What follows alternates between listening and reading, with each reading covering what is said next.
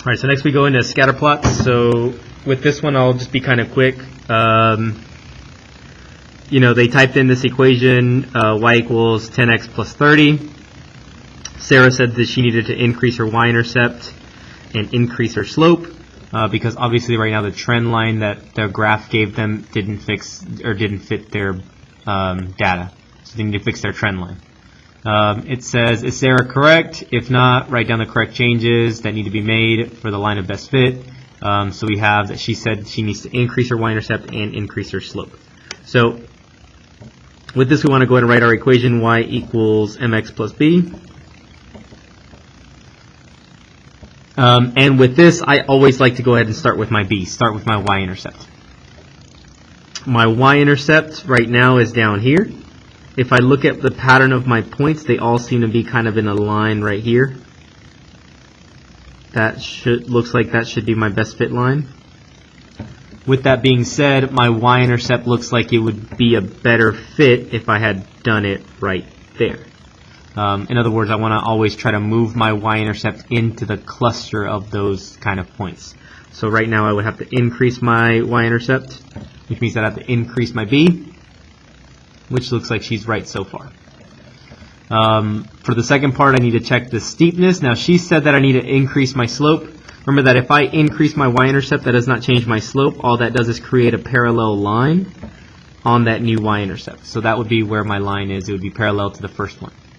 Now, right now, it doesn't look like it's a very good fit still, just because those points are there and this line is parallel, so it's still here. Past this, if I increase my y-intercept like Sarah wanted me to do, that would be making my line steeper. That would be me doing this. That would be me getting further away from my best fit line. So instead of increasing my slope, I think I would have to decrease my slope. If I decrease my slope, my line should cover the rest of those points. So with this, Sarah, that's the part where Sarah messed up. She did that wrong. My M is the thing that should go down. So my answer to this is actually going to be that I need to increase my y-intercept and I need to decrease my slope. Alright, so increase y-intercept, decrease slope. 13 says a biologist in a laboratory comes up with the following data to show that shown on the graph. The parent function y equals x is graphed on the same grid. What changes need to be made to the parent function to create a trend line for this data? So obviously, once again, we're trying to fix the trend line. There's the original trend line. The new trend line looks like I need to kind of cover the rest of the points. The easiest way to do these usually is going to be to kind of try to draw your own trend line first. It looks like my trend line would be something like this. Maybe something like that, going through some of these points. With this, it looks like all I'm really going to have to do is just kind of increase my y-intercept. Remember that if you think about where your pencil or where your line is spinning from, it's always spinning from your y-axis, or sorry, your y-intercept. Right now my y-intercept is at 0. All I would really have to do is just kind of turn it from that 0, turn it this way, and then it should fit most of those points, or at least get pretty close to most of those points. So that's going to be my line of best fit. I would just have to increase my slope. My y-intercept, I mean, you could technically increase it or decrease it a little bit, but for the most part, I would just kind of have to increase my slope. Now, if these points are a little bit different, then I might have to increase or decrease my y-intercept, but for now, it looks like if I just increase my slope, I should hit more of those points than I am now.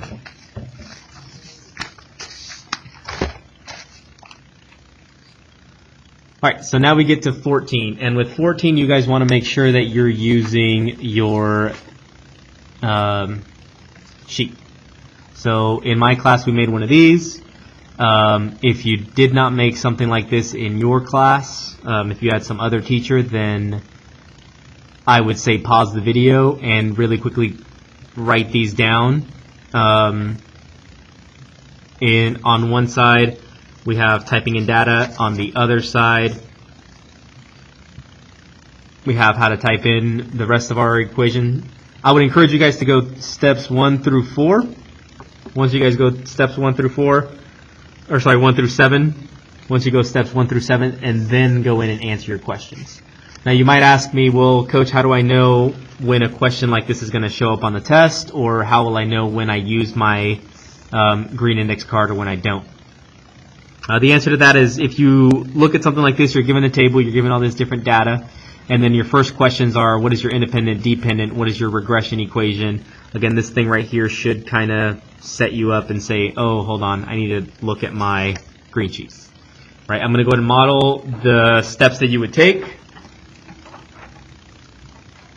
I'll model those with my own calculator, and I'll show you how I would set a problem like this up. So again, if you're following what I did in class, step one is, obviously you're just turning on your calculator. Step one is just typing these 6 buttons, and it looks like you don't do anything at the end of it, but that's just you turning it on your stat plot. You would do second, y equals, enter, enter,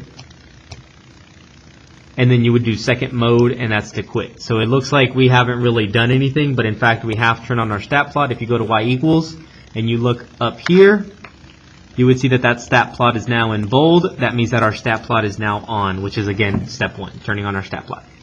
Step two is turning on our diagnostics. To do that, we would do second 0. And then on here, I went ahead and wrote x to the negative 1. You don't have to hit x to the negative 1. All x to the negative 1 does is, I show you guys here on my calculator, that's x to the negative 1 right here. Right above it is the letter D. All that does is just jump me down in the alphabet on my calculator. All that does is just jump me down to D. And then from here I just scroll down a little bit, or of course if you start on A, you could just scroll down until you get to, whoops, I passed it. Until you get to diagnostics on. Once you get to diagnostics on, you just hit enter, and then enter again, and it's just going to say done. All right, once we finish that step, now we're going to go ahead and plug in our data. To plug in our data, we're going to hit stat and then enter. That opens up a catalog page, which mine look like they're already filled in for some reason. Let me delete some of these.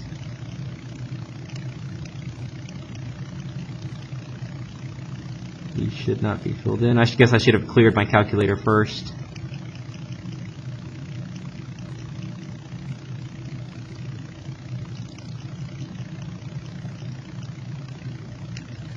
Alright. Now we go in and we plug in our data. All of these points are going to be x's. All of these points are going to be y's. So we just fill in our data. It looks like we're going to have 2, 3, 3, 4, 4, 4.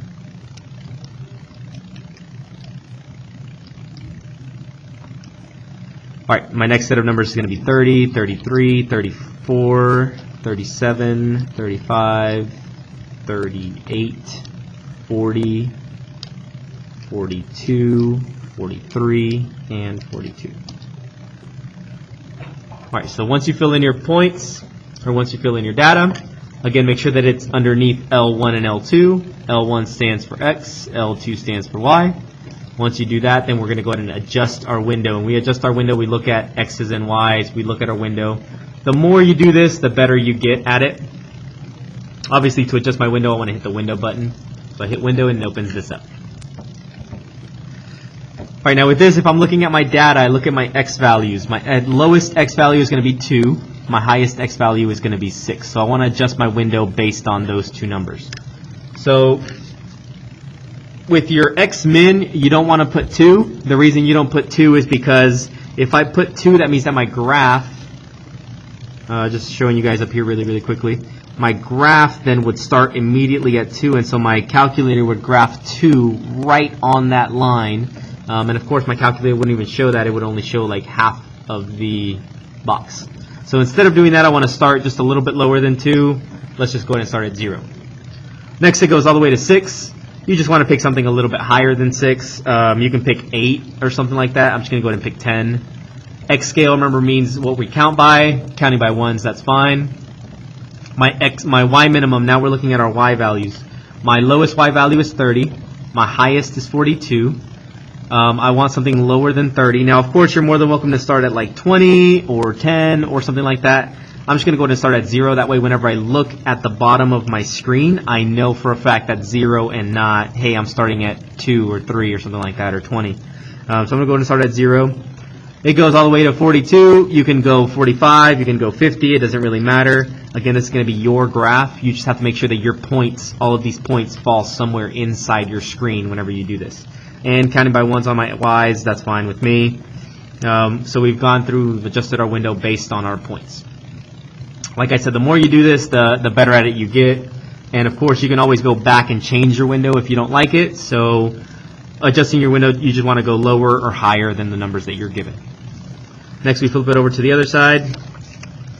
We would do side 2, regression equation.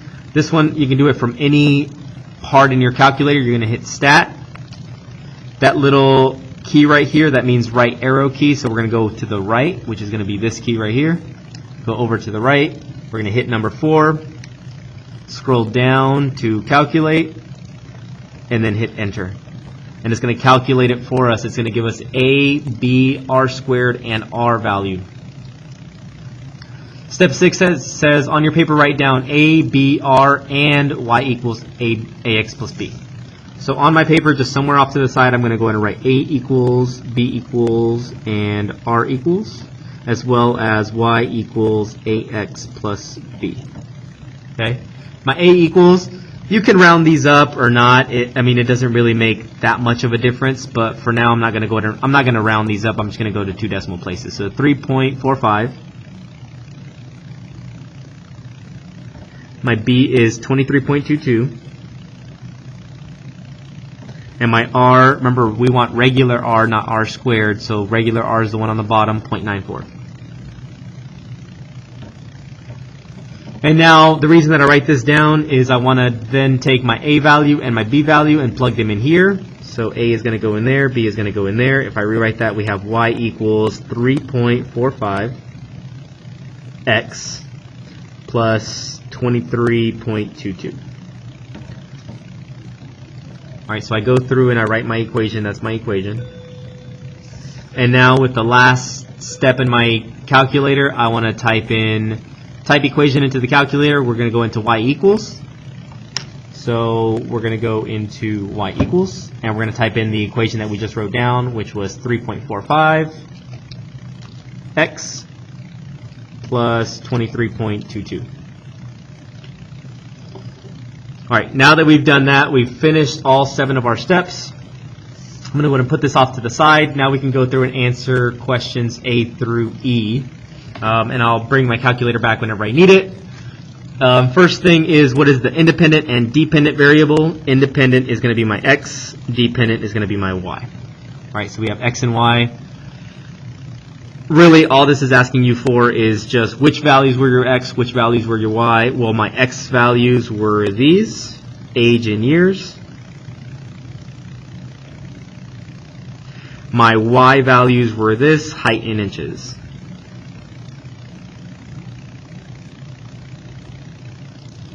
And really, that's all it's asking me for is just age in years, height in inches, right? What were you counting on your x values? What were you counting on your y values? Part C says, what is the regression equation? This is going to be what we just wrote down over here, what we got from our calculator. So this is just me simply retyping this, y equals 3.45 x plus 23.22. Part D says, what is the correlation coefficient, which is going to be my r value, or 0.94. Now remember to write down r equals 0.94, not just 0.94. And then finally, part E says, use your equation to predict the height of a child at 7 years old. Now this is where we use our calculator. If you did everything correctly on your calculator, whenever you hit graph, you should have your points plotted and the best fit line that goes through those points. Since we have the line plotted for us, the line is the thing that's going to help us predict what happens at 7. So we would go up to 7 and then back across if we were on a regular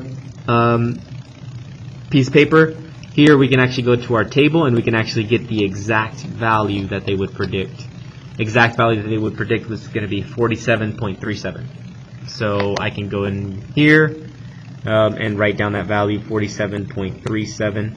Again, I just have to go to 7 on my calculator because they're asking me at 7 years old, how tall is this kid? That's how tall he is. Part 15 says, using the information from question 14 above, what does the correlation coefficient from part D indicate about the strength of the linear association between age and height of a child? Circle all that apply. So again, my R value from part D was this, R equals 0.94. And so with that, you would just use two different ways to do this. Obviously, 0.94, that's going to be positive. So obviously, it's going to be positive and not negative. And then 0.94, the closer it is to the number 1, the stronger the correlation is going to be. So since 0.94 is pretty close to 1, I would say it's going to be strong. That's one way to do it, just by looking at your R value. Another way to do it is if you hit graph and you look at that line, it looks like it's pretty close to all of those points, right? It's not like I have a point here, point there, point here, point here, point here. Like, it's not like my points are all spread out. They're all pretty close to that line. So that would be a strong correlation, and it's increasing, so it would be a strong positive correlation, which again is what we just got here. All right, part 16, or problem number 16 says, scatter plot below shows the number of years a person is in school versus the person's political participation scale score. Based on the trend of the data, what would be a good estimate for the political participation score of a person that has 15 years of schooling? So, well, anytime that it says that you want to predict or estimate, based on the trend line, that basically means that you have to go in and draw your trend line. So just take some sort of straight edge and see if you can draw a trend line that would fit this data pretty well. I'd say, I don't know, something like that. And of course you want to extend it. I did the wrong thing. I should have extended it all the way.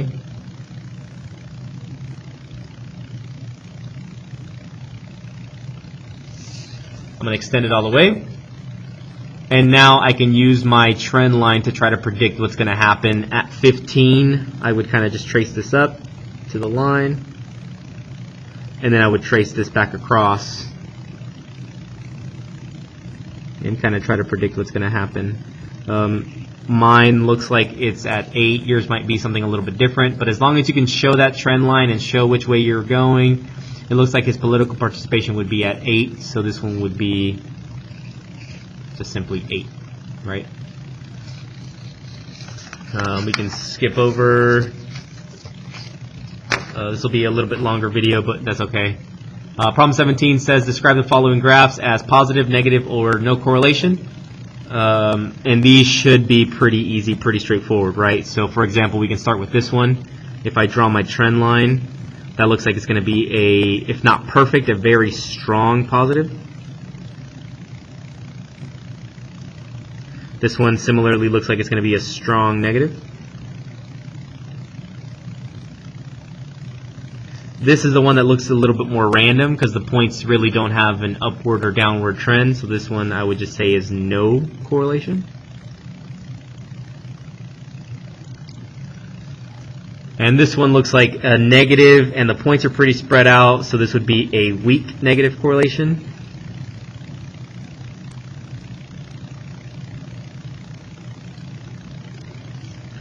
This one would be a positive correlation, and it looks like it's a little bit weaker. I'm going to go ahead and say weak. Positive correlation.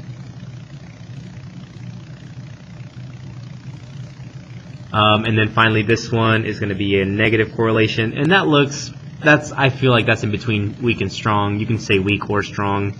I'm going to go ahead and say strong, positive, or sorry, negative correlation.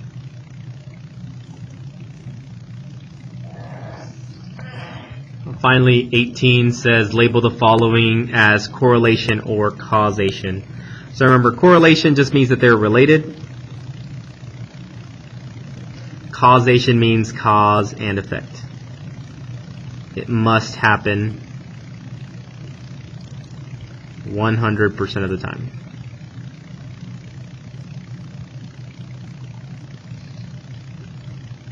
right? The example that I used in class was if I cut my finger, 100% of the time, blood is coming out of my finger, right? Not jelly, not anything else. Blood is coming out of my finger, right? Cause and effect. All right, so number 1 says the number of calories burned and the amount of time spent exercising. So if I exercise more, it's not like my calories are just going to be like, well, you know what, we're just going to stop here at 200 calories burned.